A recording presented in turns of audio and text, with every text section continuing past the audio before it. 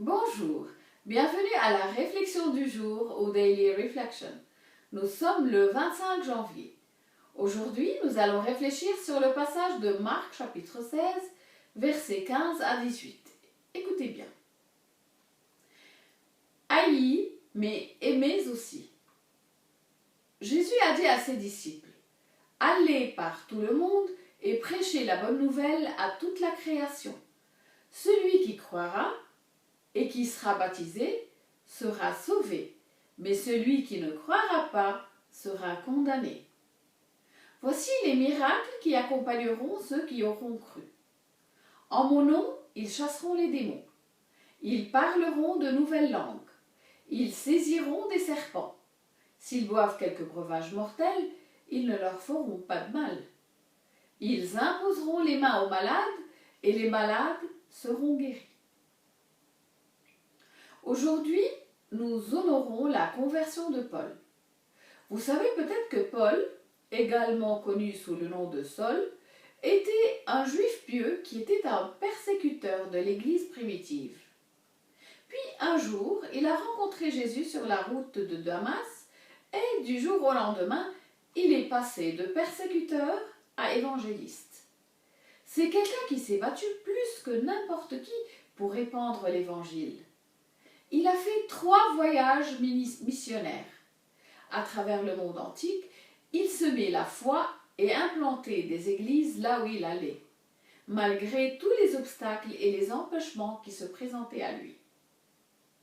En plus des défis du voyage qui comprenaient des naufrages, il a été confronté à une résistance culturelle, à l'emprisonnement, à la violence physique, aux nuits blanches, aux faux prophètes, et bien d'autres choses encore. Pourtant, son zèle pour proclamer le Christ ne s'est pas éteint. Nous honorons des hommes comme Paul sans réaliser que la mission que Jésus lui a donnée est aussi une mission que Jésus nous a donnée. Chaque évangile se termine par un commandement, et c'est un commandement, pas une demande, d'aller dans le monde entier et de prêcher la bonne nouvelle à toute la création. Nous avons également de merveilleuses assurances. La première est que Jésus est avec nous. La seconde est qu'à travers lui, des signes et des prodiges auront lieu. À la fin de l'évangile de Matthieu, lorsque Jésus nous a envoyés, nous, ses disciples, donc lorsque Jésus nous a envoyés auprès des gens de toutes les nations pour faire d'eux ses disciples, il a conclu par cette promesse. « Sûrement je serai avec vous tous les jours jusqu'à la fin du monde. » Matthieu 28, 20. Quiconque a choisi de suivre Jésus devrait s'attendre à la persécution, aussi certainement qu'à la levée du soleil le matin.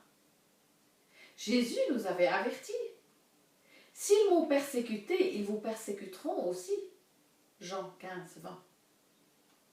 Mais soyons sûrs que Jésus sera à nos côtés dans les moments de persécution et qu'il nous donnera la victoire à la fin.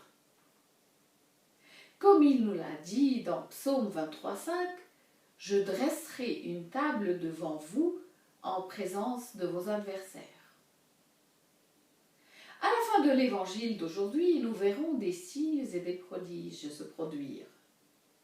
Il ne s'agit pas toujours de la guérison, de la délivrance, bien que Jésus nous affirme que cela aura lieu aussi, mais en plus, il s'agit des vies qui sont changées par la parole semée dans les cœurs. Ils sont nés de nouveau, ne vivant plus selon les règles du monde, mais selon les règles du ciel. Cela provoquera bien sûr une grande persécution en contrepartie. Parce que Jésus a également dit, selon 15, 18, 19, « Si le monde vous hait, sachez qu'il m'a haï avant vous. Si vous étiez du monde, le monde aimerait ce qui est à lui. Mais parce que vous n'êtes pas du monde, parce que je vous ai choisi du milieu du monde, à cause de cela, le monde vous hait. » Que cela ne nous gêne pas. Cela n'a pas gêné Paul. et regardez ce qu'il a fait. Amen.